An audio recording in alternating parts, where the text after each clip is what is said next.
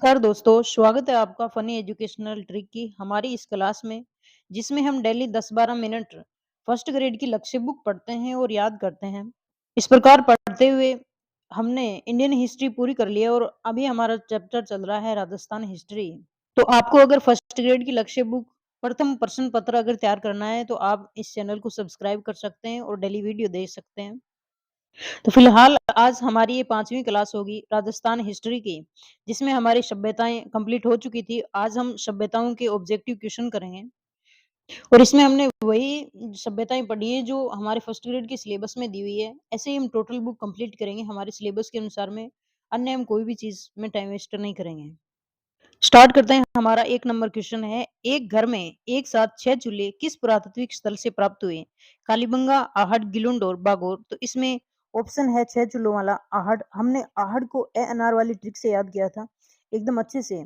इसका उत्खनन आहट सभ्यता का उत्खनन किया था अक्षय कीर्ति व्यास ने, ठीक है ना? खोज की थी अक्षय कीर्ति व्यास ने और उत्खनन आरसी अग्रवाल और एसडी साकलिया ने किया था। मिट्टी से बना हुआ यहाँ पे बनासियन बुल है, पत्थर के सिलबट्टे और मैल उतारने के पत्थर भी, तांबे की कुल्हाड़ी और अंगूठियां भी यहाँ पे मिली हैं। इंडो ग्रीक मुद्रा में जो यूनानी देवता अपोलो है वो भी यहाँ से, ठीक है ना? और आटे पीसने की चक्की, मिट्टी के बर्तन और उल्टी तपाई विधि से पकाए हुए बर्तन भी यहाँ पे मिले हुए हैं। तो इस प्रकार से हमने एक सिर्फ एक ट्रिक से एनआर वाली ट्रिक से पूरी टोटल आहट सभ्यता है वो याद कर ली है। उसके लिए आपको आहट सभ्यता का वीडियो अलग से देखना पड़ेगा। फिर आगे है, निम्न में से असंगत है पुरातात्विक स्थल और उत्खननकर्ताओं के नाम, जैसे आहट आरसी अग्रवाल, रंग महल डॉक्टर हन्ना रेड, बैराट लेशनी और नगरी डॉक्टर भंडारकर। तो ये क्वेश्चन में हमारी जो सभ्यता है फर्स्ट ग्रेड में आने वाली आहट और बैराट दो ही हैं। तो इसमें बैराट सभ्यता के जो उत्खनन करता है में नीलरतन बनर्जी और कैलाशनाथ दीक्षित, जबकि इनके खोजकर्ता थे राय बहादुर दयाराम साहनी। जो बैराट सभ्यता है उसका जो खोज हुई वो 1937 में हुई थी, ठीक है ना? और बैराट सभ्यता से मौर्य कालीन महाभारत कालीन अवशेष मिले हैं। यहाँ पे 4 पहाड़ियां मोस्ट इंपोर्टेंट पाई जाती हैं, जैसे बीजक डूंगरी, भूमली डूंगरी और हनुमान डूंगरी और गणेश डूंगरी। ये मोस्ट इंपोर्टेंट यहाँ पे मिलते हैं, महादेव डूंगरी, ठीक है ना? और जो जयपुर की बैराट सभ्यता है, वो प्राचीन काल में मत्स्य जनपद जो था, वहाँ की राजधानी रही थी और उस टाइम जो बैराट सभ्यता है उसका नाम हम देखते हैं तो वो रहता है विराटनगर। यहाँ पे महात्मा बुद्ध जो हैं, उनके अस्थियों के अवशेष भी एक सरोन जो पात्र है उसमें मिले हैं। यहाँ पे भाब्रू शिलालेख मिला है, ठीक है ना? 8 बौद्ध मठ भी मिले हैं। यहाँ पे हर्षवर्धन ने भ्रमण किया था, या हेनसांग ने भ्रमण किया था जो भारत यात्रा पे आया था हर्षवर्धन के समय। यहाँ पे वो शंख लिपि के अवशेष भी मिले हैं, अशोक स्तंभ और गोल मंदिर के अवशेष भी मिले हैं। तो इस प्रकार से हमारी ये बैराट सभ्यता। तो आगे है, ये नलियासर है, लूनी नदी के किनारे, जैसे तिलवाड़ा के बारे में बताया गया है, सोनारी सभ्यता के बारे में। तो ये हमारे जो है वो सिलेबस में नहीं है तो हम क्यों पढ़ें फिर। आगे है, सन 1936-37 में प्रथम बार दयाराम साहनी द्वारा पुणे 62-63 में पुरातात्विक नीलरतन बनर्जी और कैलाशनाथ दीक्षित द्वारा किस पुरातात्विक स्थल का उत्खनन किया गया था? बैराठ, नोहर, रंगमहल, बालातल। तो इसमें ऑप्शन आता है बैराठ, क्योंकि 1936-37 में दयाराम साहनी ने बैराठ की खोज की थी। बाद में जो है वो उत्खनन करता थे वो थे नीलरतन बनर्जी। नीलरतन बनर्जी का नाम यहाँ पे एनआर बनर्जी भी मिलता है कहीं कहीं, और कैलाशनाथ दीक्षित का नाम है वो केएन दीक्षित भी मिलता है। तो ये ध्यान रखना है हमें कि नीलरतन बनर्जी और कैलाशनाथ दीक्षित के द्वारा उत्खनन किया गया बैराट सभ्यता का। आगे है, पूर्व हड़प्पा कालीन ताम्रयुगीन सभ्यता के अवशेष प्राप्त हुए हैं, रंगमहल, नोह, गणेश्वर और बैराट। तो इसमें ऑप्शन है गणेश्वर। तो गणेश्वर में पूर्व हड़प्पाकालीन ताम्रयुगीन सभ्यता के जो है वो अवशेष मिले हैं, क्योंकि ताम्र संचयी सभ्यता कहते हैं गणेश सभ्यता को। ताम्रयुगीन सभ्यताओं की जननी कहा जाता है गणेश्वर सभ्यता को। गणेश्वर सभ्यता सीकर में कांतली नदी के किनारे है, नीम का थाना में है। अब हम ये तो नहीं बोलेंगे कि नीम का थाना सीकर में है, क्योंकि नीम का थाना है उसको जिला बना दिया गया है, ठीक है ना? तो सीकर वाला नाम उसके आगे से हट गया है, नीम का थाना है वो खुद जिला बन चुका है। तो पूर्व हड़प्पाकालीन ताम्रयुगीन सभ्यताओं के अवशेष जो है वो गणेश्वर से मिले हैं। यहाँ से 99% शुद्ध सोना मिला है, ठीक है ना? और इसे पुरातत्व का पुष्कर भी कहते हैं। यहाँ से तांबे के बाणागर और मछली पकड़ने के कांटे मिले हैं। गणेश्वर से तांबे के बाणागर और मछली पकड़ने के कांटे मिले हैं। जबकि हम बात करें भाले, कुल्हाड़ी वगैरह जो लोहे के मिले हैं, वो मिले हैं बैराट सभ्यता से।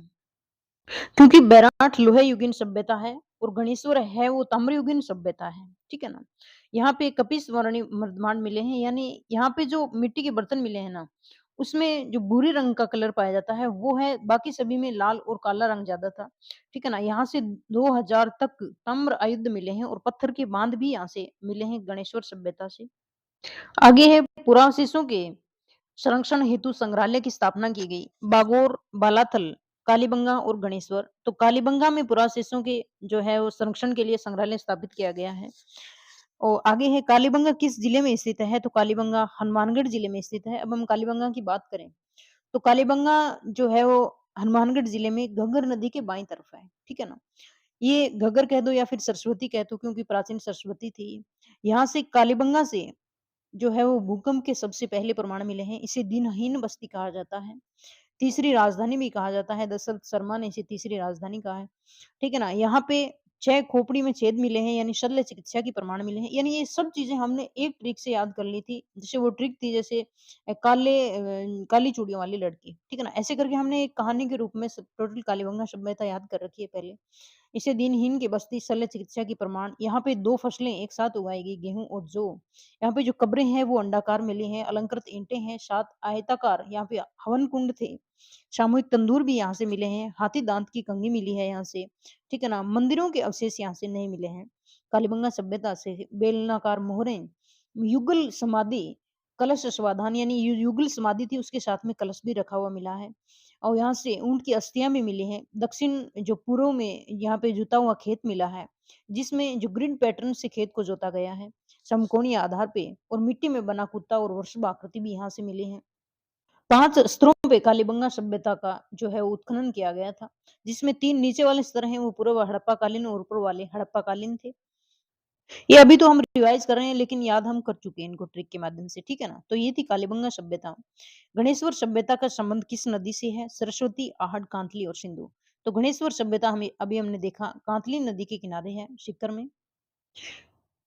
कालीबंगा सभ्यता के लोग किस लिपि का प्रयोग करते? प्राकृत, पाली, खरोष्टी और सैंधव। तो यहाँ पे सैंधव लिपि थी कालीबंगा सभ्यता के लोगों की। आगे ये क्वेश्चन है, कालीबंगा सभ्यता का उत्खनन किसके निर्देशन में हुआ? बीके थापर, जॉन मार्शल, बीबी लाल, शंखलिया, बीके थापर, बीबी लाल और दयाराम साहनी, बीके थापर। तो ये तो हमें पता है कि इनके उत्खननकर्ता थे वो बीके थापर और बीबी लाल थे। 1961 और 62 में इन्होंने उत्खनन किया था, और इसकी खोज करने वाले थे कालीबंगा सभ्यता की, वो थे अमलानंद घोष। ठीक है ना? यह आर्य सभ्यता को एक विशेष सभ्यता माना जाता है, जो है कांस्य युगीन, ताम्र युगीन, लोहे युगीन और प्रस्तर युगीन। तो आर्य सभ्यता है वो ताम्र युगीन है, और यहाँ से तांबे के उपकरण भी बहुत ज्यादा मिले हैं। आहड़ सभ्यता को ताम्रवती नगरी कहते हैं। आहड़ सभ्यता के अन्य नाम देखें तो हम धूलकोट भी कहते हैं, और इसे आघाटपुर भी कहते हैं। 1953 में इसका उत्खनन हुआ था। ठीक है ना? यहाँ से हम तांबे की बात करें तो यहाँ से तांबे की जो है वो 3 मोहरें मिली हैं। 3 मोहरे मिले हैं, तांबा गलाने की भट्टी मिली है। ठीक है ना? यानी यहाँ पे तांबा गलाने के उद्योग हैं। ठीक है ना? तांबे गलाने की भट्टियाँ, 6 तांबे की मुद्राएं भी मिली हैं यहाँ से, जबकि 3 मोहरें। हमारे सिलेबस में 4 सभ्यताएँ हैं, जैसे कांस्य युगीन है, हमारे सिलेबस में वो कालीबंगा है। ठीक है ना? कालीबंगा है। और जो लोह युगीन है, वो हमारे सिलेबस में बेराट सभ्यता है। लोह युगीन बेराट सभ्यता है। ताम्र युगीन की हमने बात कर ली, तो ताम्र युगीन ये कौन-सी है? आहड़ सभ्यता है। जबकि गणेश्वर की हम बात करें, तो गणेश्वर भी ताम्र युगीन सभ्यता है। आगे क्वेश्चन है, कालीबंगा की सभ्यता किस नदी के किनारे फैली थी? आहट, सरस्वती, माही और लूनी। ये फैली थी सरस्वती, या फिर आज हम बोलते हैं कि घग्गर नदी। ठीक है ना? कालीबंगा सभ्यता सरस्वती नदी के किनारे। फिर है, निम्नलिखित में से कौन सा पुरातात्विक स्थल विलुप्त सरस्वती नदी के किनारे, यानी जो सरस्वती नदी विलुप्त हो गई है उसकी जगह आ गई है घग्गर नदी। और घग्गर नदी के आपको पता है कि पास में जो है वो रंग महल भी है। कालीबंगा के साथ में रंग महल भी है यहाँ पे, जबकि कालीबंगा यहाँ पे नाम दिया नहीं है, तो ये कौन सा हो गया? रंग महल। आहट सभ्यता के लोगों की अर्थव्यवस्था का मुख्य आधार क्या था? कृषि, पशुपालन, उद्योग धंधे और मत्स्य पालन। तो ये हमने देखा कि यहाँ पे उद्योग धंधे, तांबे गलाने का काम वगैरह होता था, तांबे की मुद्राएं बनती थी। आगे राजस्थान की ताम्रयुगीन सभ्यताओं में से सबसे प्रमुख सभ्यता है। ताम्रयुगीन सभ्यताओं की बात की है यहाँ पे राजस्थान में, आहड़, रेड, बालाथल, कालीबंगा। तो ये यहाँ पे आहड़ सभ्यता है ताम्रयुगीन। आगे राजस्थान में बुद्धकालीन गुफाएं प्राप्त हुई है। तो बुद्धकालीन गुफाएं जो प्राप्त हुई है, कोटा, बारा, बूंदी, झालावाड़। तो यहाँ से बुद्धकालीन गुफाएं झालावाड़ से प्राप्त हुई हैं। बुद्ध के अवशेष मिले हैं वो बैराट से मिले हैं। आगे राजस्थान राज्य अभिलेखागार का मुख्यालय है जयपुर, बीकानेर, उदयपुर, कोटा। तो राजस्थान राज्य अभिलेखागार है वो बीकानेर में है। हनुमानगढ़ जिले में सर छोटूराम स्मारक संग्रहालय की स्थापना की गई थी। Swami Keshavanand, Major Harvey, Govind Agarwal colony. तो स्वामी केशवानंद द्वारा हनुमानगढ़ के छोटूराम स्मारक की स्थापना की गई थी। तो ये क्वेश्चन हमारी लक्ष्य बुक में दिए हुए थे, जो सभ्यताएं हमारे सिलेबस में दी हुई है। इनको हमने रिवाइज भी कर लिया। ठीक है ना? आगे वाला टॉपिक हम पढ़ेंगे दूसरी वीडियो में। जय हिंद।